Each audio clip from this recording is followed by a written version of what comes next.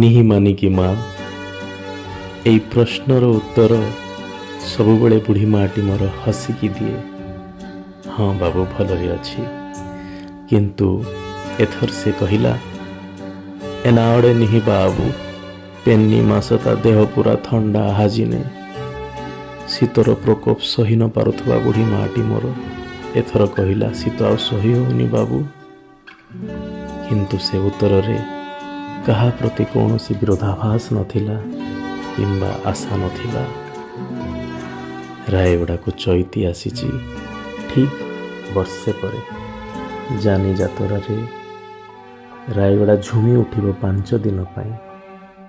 ଚାଲନ୍ତୁ ସମସ୍ତେ ଆମ ପ୍ରକୃତ ଡଙ୍ଗର ଈଶ୍ୱରୀ, ଆମ ଦେବୀ, ଆମ ବୁଢ଼ୀ ମା ମାନଙ୍କୁ ଟିକେ ଶୀତ ପ୍ରକୋପରୁ ବଞ୍ଚାଇବା, ନିଜ ସାମର୍ଥ୍ୟରେ ଖୁସି ଦେବା।